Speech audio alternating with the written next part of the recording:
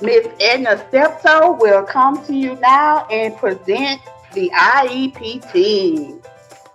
Okay, we're going to look at the IEP team.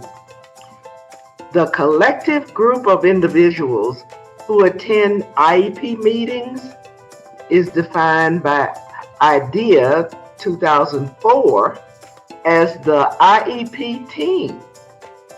This section will address the IEP team, looking at who the attendees are, who must attend, and who is permitted to attend.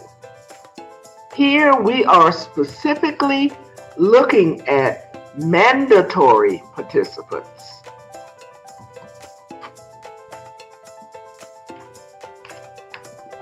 We have listed here the mandatory participants.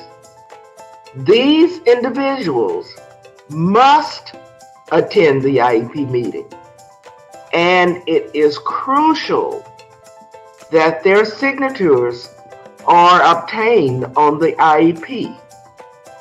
No IEP should be submitted without the mandatory participant's signature.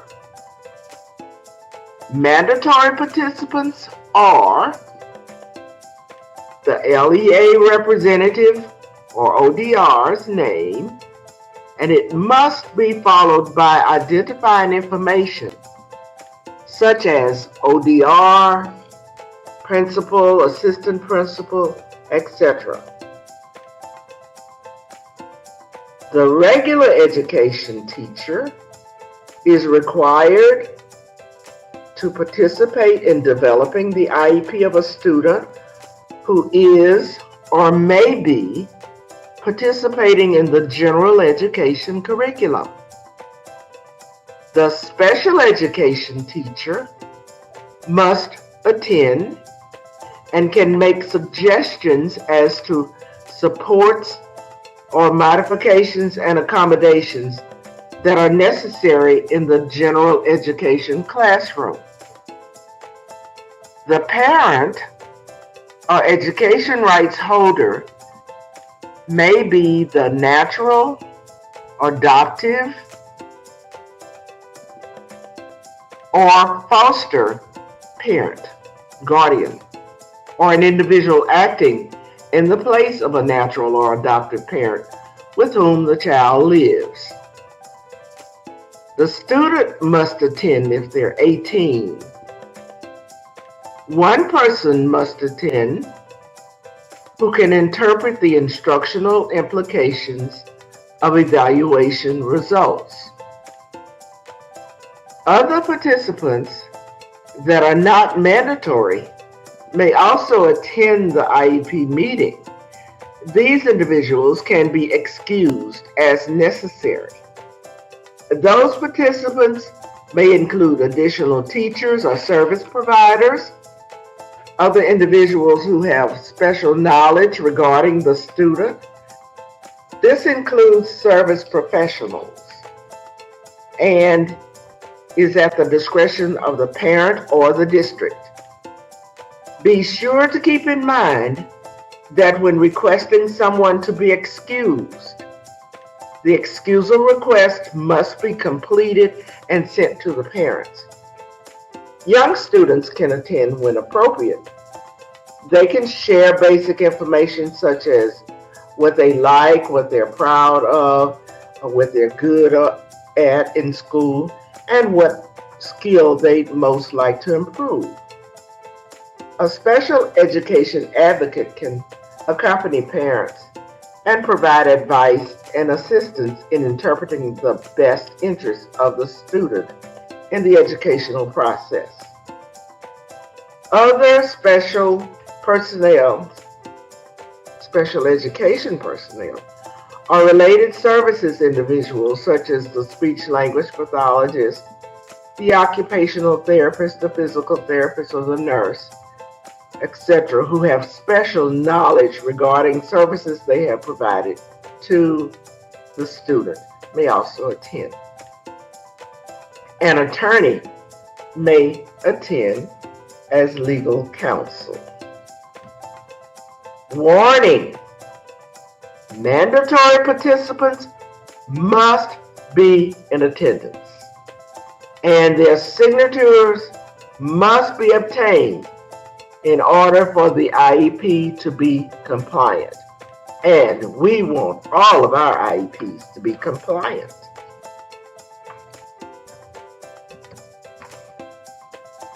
The P&L, Parental Notification Letter,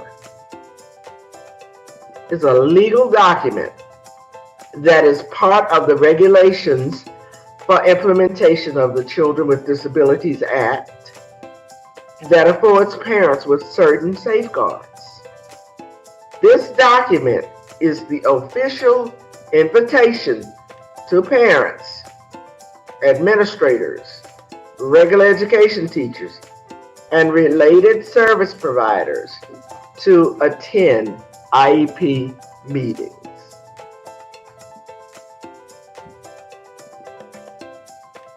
Here we have the Louisiana Educational Rights of Children with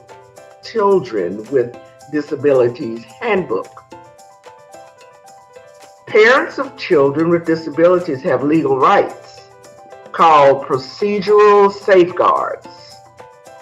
The procedural safeguards are found in the copy of the Rights Handbook. This handbook should be given to parents at each IEP meeting and when the parental notification letter is sent home. We should also note that the P&L as well as the rights booklet also comes in a Spanish version.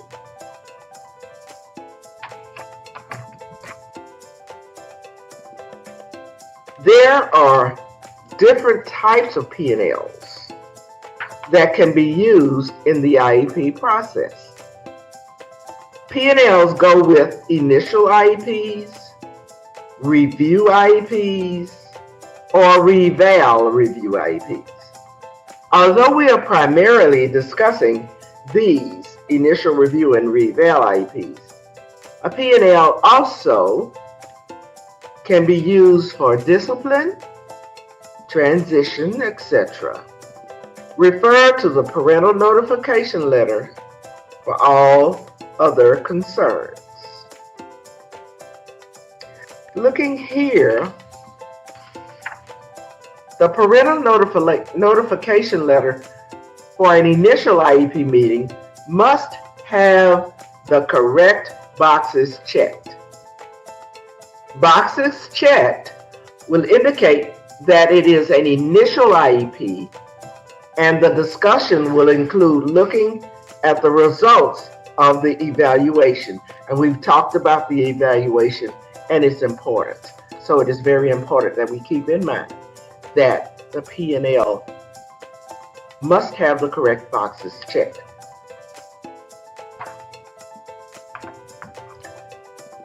As indicated here on the P&L, this meeting would be designed to develop, review, or amend an existing individualized education program and determine services and support to replacement, not a building or a classroom for the child.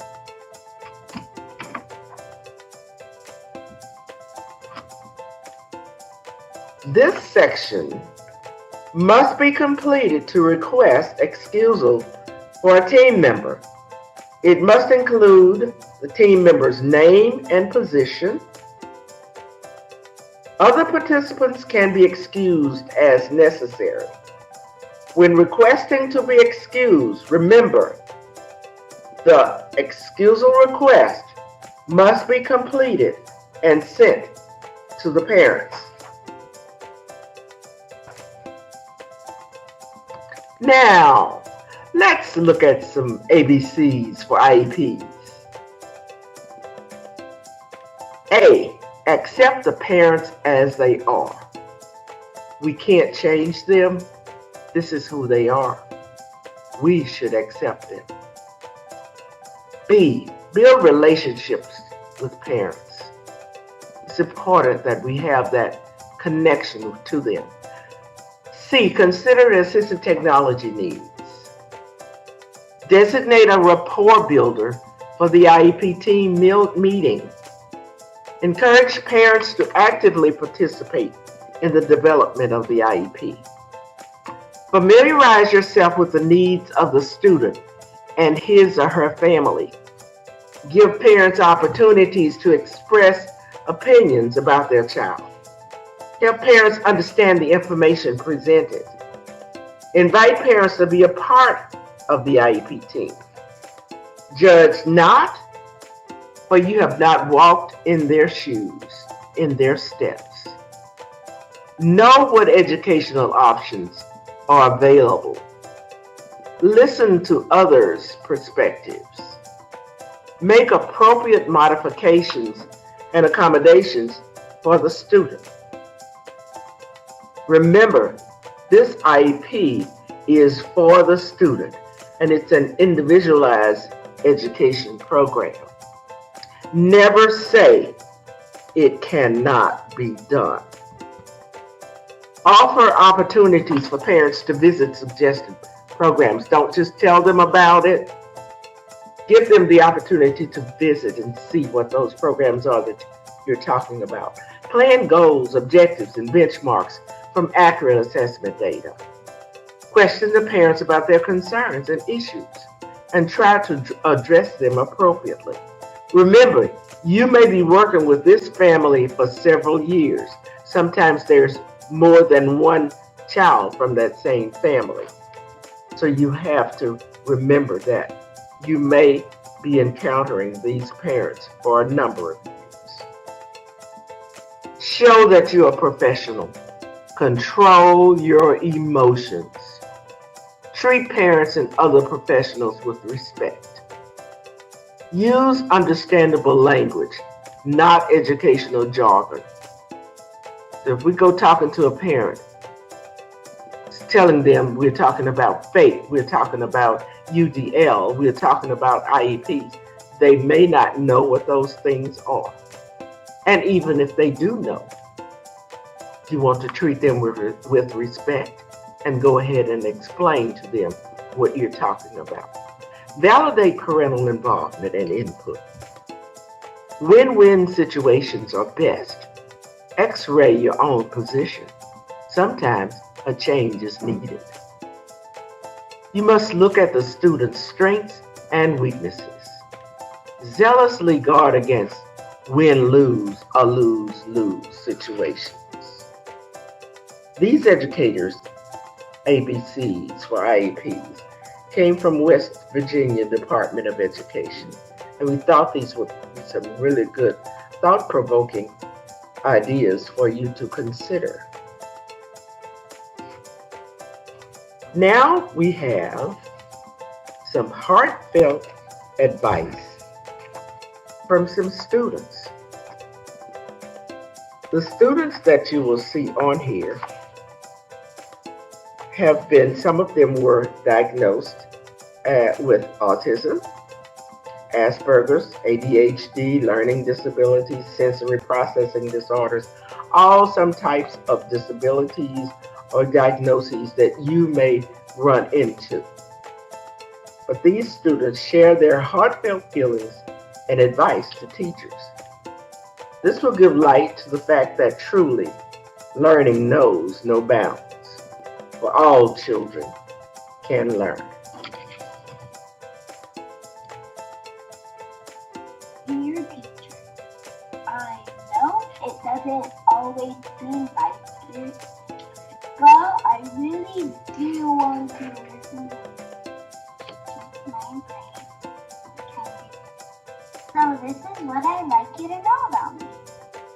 I have to listen, or I really can't pay attention. Even though I'm not looking at you, I can still listen to what you're saying. If you tell me, sit up straight, now I have to use all of my brain to do just that. It makes me feel sad when you tell me to try harder, even though I've already tried as hard as I can. I actually listen better when I'm rocking in my chair. When you give me a bunch of directions, I start to think I can never remember all of this.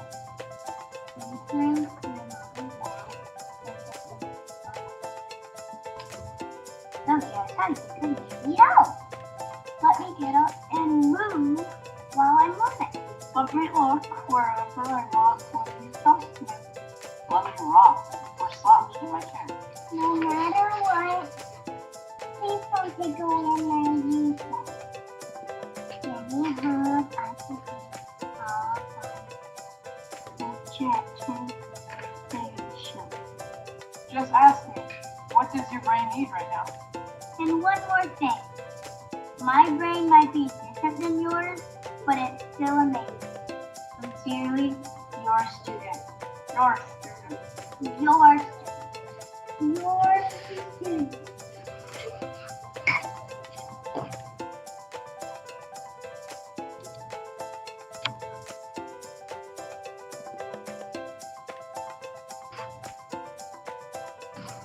What can be more powerful than the testimonials of students? Students have voices, and we must or should definitely listen to them. If there are any questions about the content in this module, please contact your instructional support specialist. This is the first module in a series of modules which will be presented during the 2022-2023 school year. Congratulations, you have just completed Module 1. I know you're all excited because I'm excited for you. Understanding the IEP process. We should have some experts right now. Or if not experts, soon to be experts. So, Thank you. Thank you so much for joining us. And we hope that you have an awesome school year.